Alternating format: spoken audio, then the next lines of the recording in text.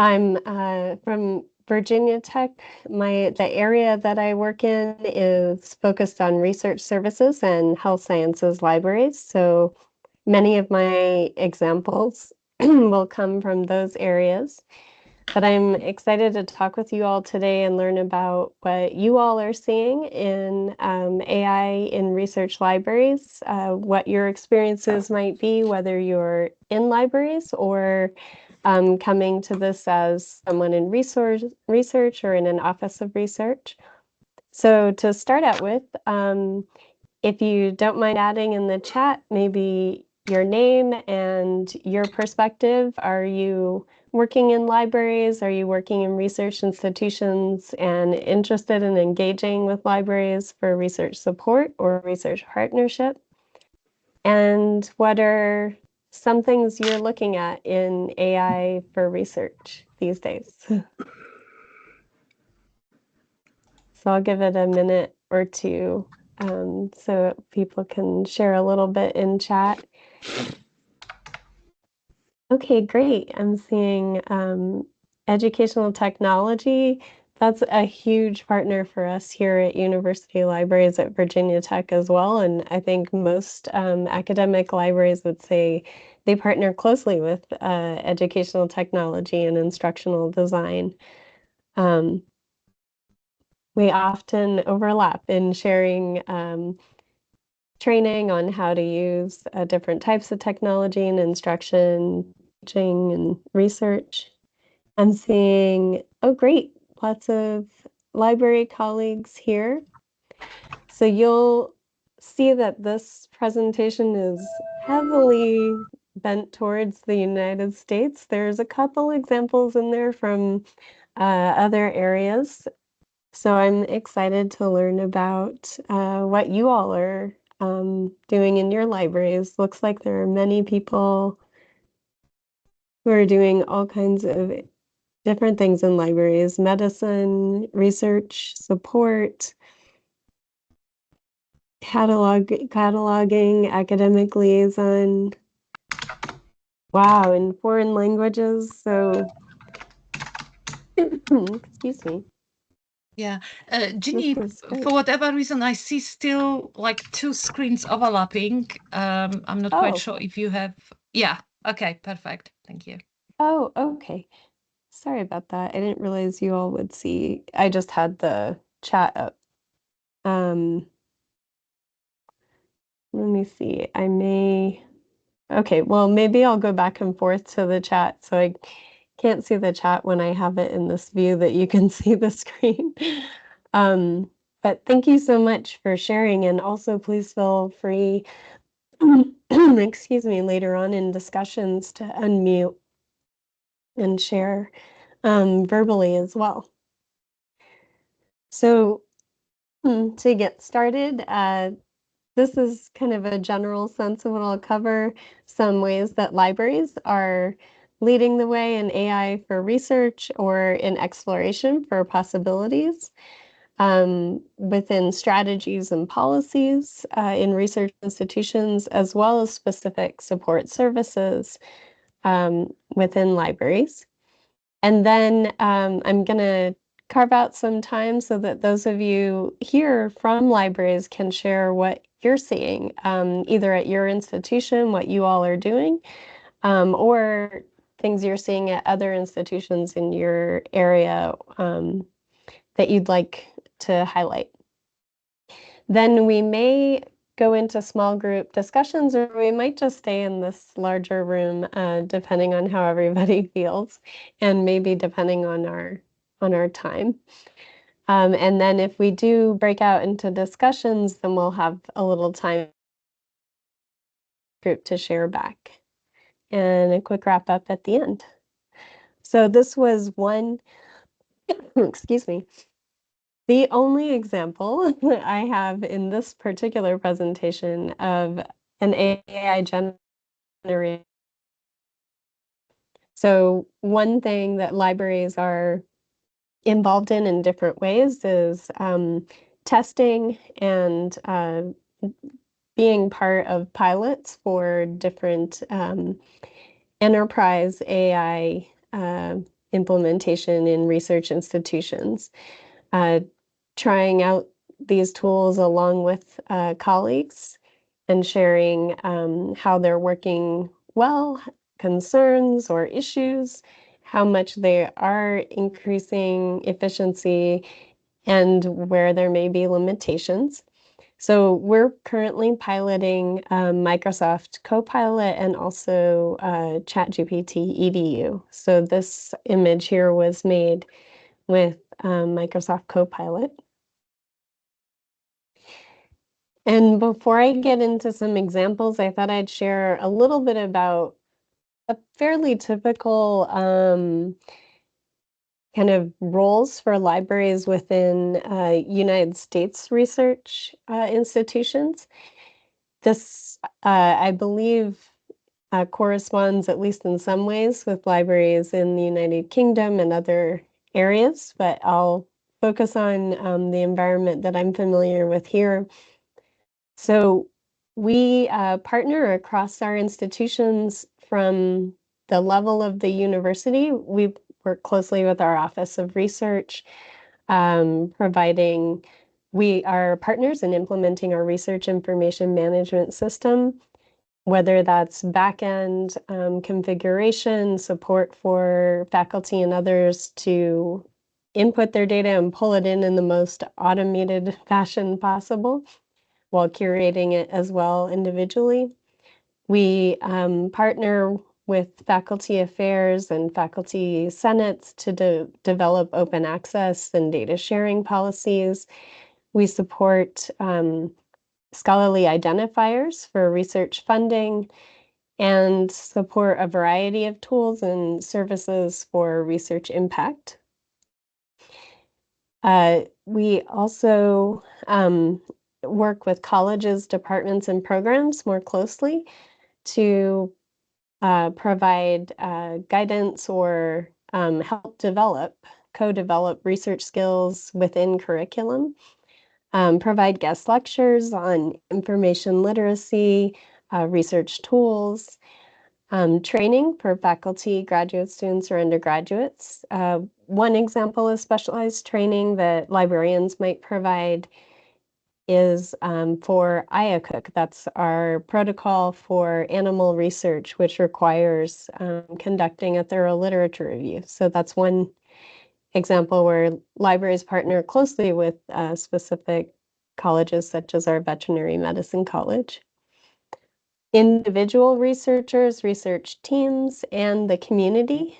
We provide events that highlight research happening at Virginia Tech, as well as community initiatives and how those connect. There are many library services within our libraries here, but also in many libraries across the US, where libraries facilitate community engaged research, such as oral history projects or involvement in research, primary research or research studies, recruiting participants, and other outreach. We partner on research as co-authors, or in other cases, we provide consultations to individuals or teams so they can take the best advantage of resources and tools available. So in looking at AI, some examples of libraries and how they're involved in influencing policies and strategies. At the institutional level, this could look like working with procurement or information technology offices to ensure that licensing text allows for research use of resources or teaching use. Kind of corresponding to that, over on the right side column there, I have a link to a recent article by Rachel Sandberg in California, where their institution, because they are so large, they have a lot of purchasing power. And in the United States, we don't have quite the same requirements for vendors to ensure fair use of resources for research practices such as text and data mining, or potentially for artificial intelligence research and teaching. So this is one example at the professional community level of sharing licensing text for example text that libraries can use across their institutions, or that institutions can use. Excuse me. We share policies for our institution when we're providing training or recommendations for use of AI in research. And we promote many opportunities for digital literacy and AI use. So thinking critically about how you're using AI tools and what's going to be the best tool for your context. Checking that you're aware of what it's trained on, what the accuracy level may be, and anything that you might need to watch out for as you're using it then for your research. We also provide research intelligence to the Office of Research or teams across the university to explore emerging areas and kind of identify collaborators or other opportunities, such as for AI research. And then I won't go into the details on all of these examples here, but libraries share many different principles and guidelines that can help people think through responsible AI use, whether it's within libraries and archives or more broadly. And then this section, I'll just highlight a few examples. So I'll probably just point out one or two on each slide so that we have time for discussion, but I wanted to give some specific examples, and then after that, I would love to hear what you all are seeing. So one major area that libraries and information scientists, information professionals have been engaged for many years is evaluating AI, evaluating algorithmic approaches to search or to identifying information and synthesizing information, and what may be helpful to consider when you're using those methods.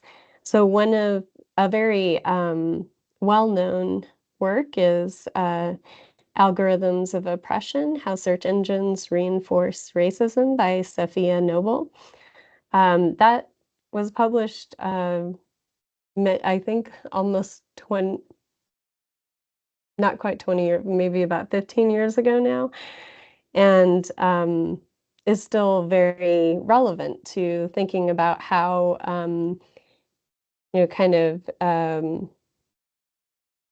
automated processes and algorithmic approaches within large language models and other AI techniques may build in the biases based on the content that they're trained on. And so we have other examples with our digital literacy initiatives at the libraries here. And I gave another example of AI literacy in the age of ChatGPT from the University of Arizona. But I think this is something you would find across many different libraries. I also highlighted Julia Ferrar is teaching a workshop on how to spot AI-generated images. So working with students and also all of us engaging with social media, sometimes it can be really tricky to differentiate. I think the example I have in this presentation isn't so hard to tell, but others are much more realistic. So I figured evidence synthesis, systematic reviews, meta-analyses, these require so much time-consuming work in developing a search, gathering evidence, going through that evidence to screen it and select results based on criteria. That these are approaches that These are approaches that take that people are very interested in looking at how AI may help them.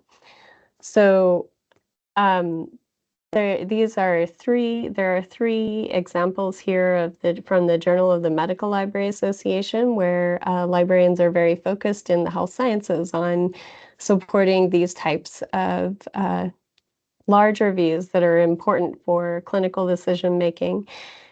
And I also highlighted a project here at Virginia Tech. Two of my colleagues are developing a project-specific AI approach to screen records for relevance in large reviews. So this would, rather than having a general AI, it would be trained based on the topic for better quality screening to adhere to their criteria.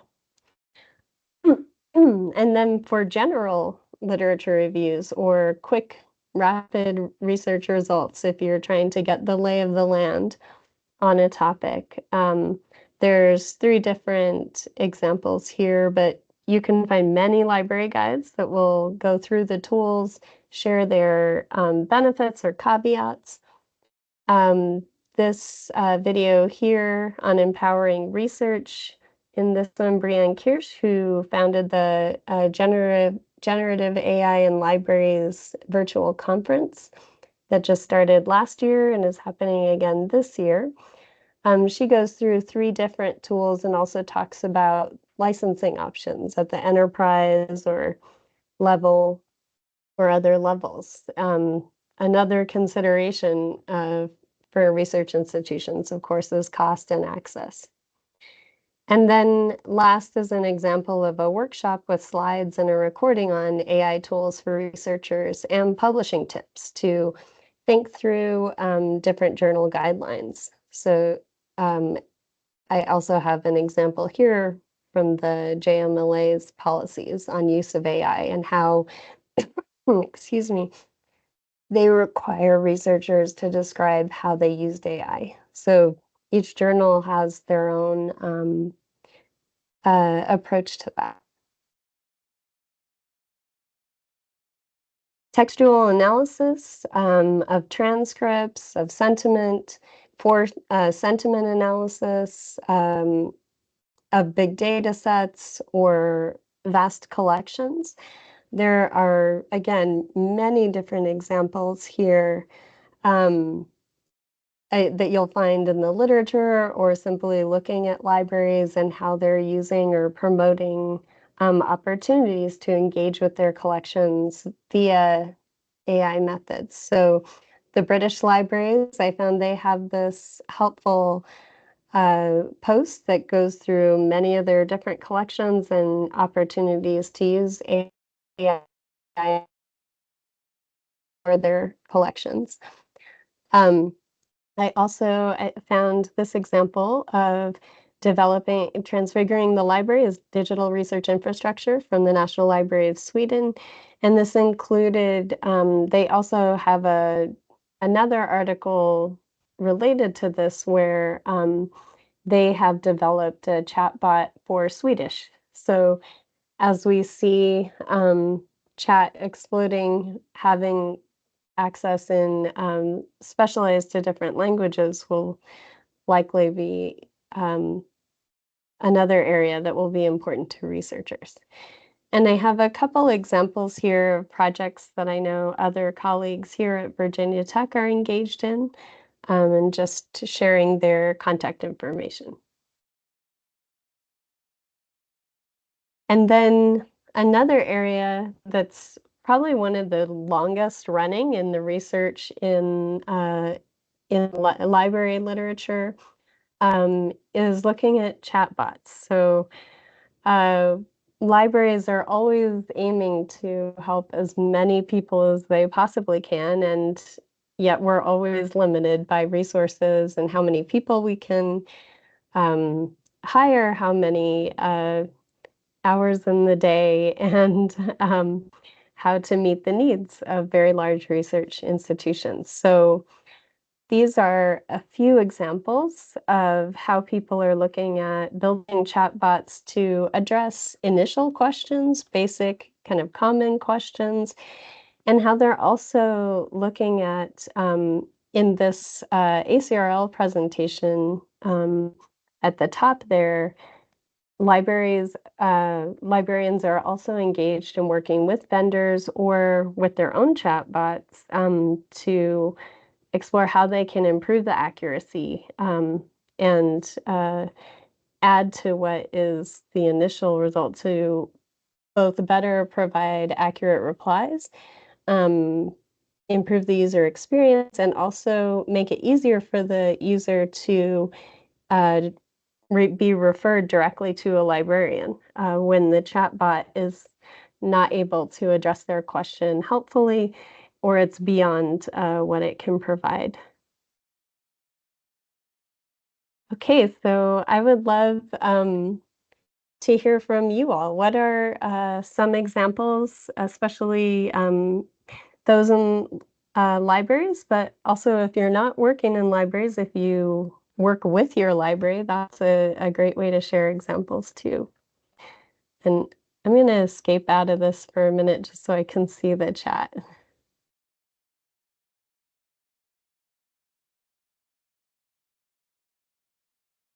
Oh, yes, I'll share the slides with Anna after the presentation. Happy to share them.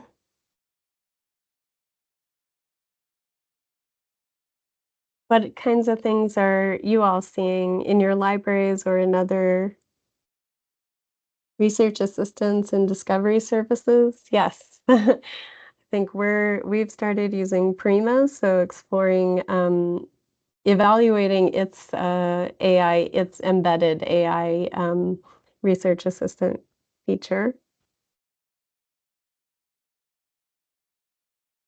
What are you, have you all tried it out, and do you have like thoughts on how you feel it's working?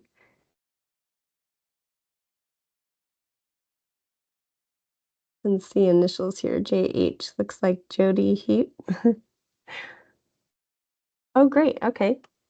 Yeah, I'm excited now that I've started looking at this to learn more about what's happening in research libraries in the UK. Um,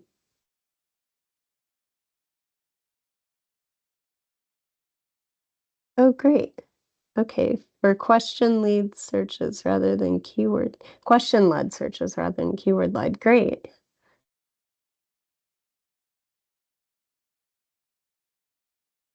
And let me see, what is this? Using AI to reverse engineer searches for systematic reviews. Oh, so students can find out how to craft searches. Wow, that's really interesting. I would love to learn more about that. Thank you, Anna.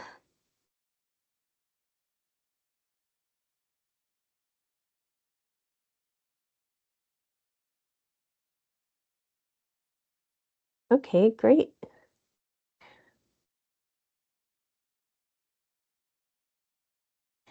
Oh, okay.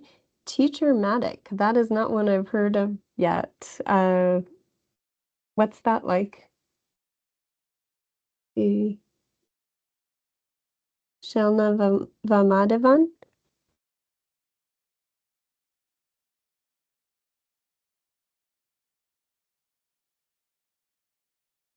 Okay, great. At Liverpool, using the robot checklist to evaluate AI technologies with the library focus. Great, that's another one for me to look up.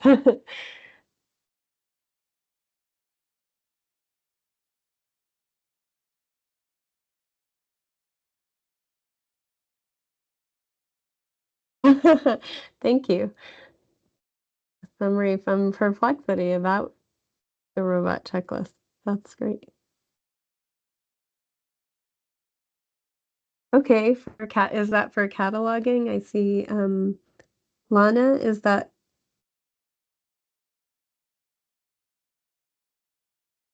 or perhaps also for searching? An AI tool used by teachers to create lesson plans. Oh, okay. That's the Teacher-matic. Okay.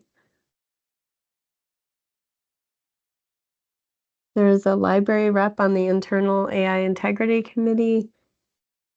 Catherine, exploring AI enhancements of databases. Okay, and Primo also. Alma AI metadata creator. Okay. Yes. Yeah. I think one thing I might add to this before I send it to Anna is also in the ACRL, the Association for College and Research Libraries, Dr. Alexia Hudson-Ward was just elected as our new president-elect, and she's been doing work around social intelligence and AI, so that definitely seems to help kind of along the lines of a prior workshop we had in this group on change management in AI and thinking through how to include critical perspectives as well as exploration and um, bring everyone together and sharing ideas. Okay, AI to review your AI advice. Thanks. Using AI to draft lesson plans and prompt templates for a library skills training session and for social media posts. Okay, wow. So you all have so many great examples here. Thank you for sharing.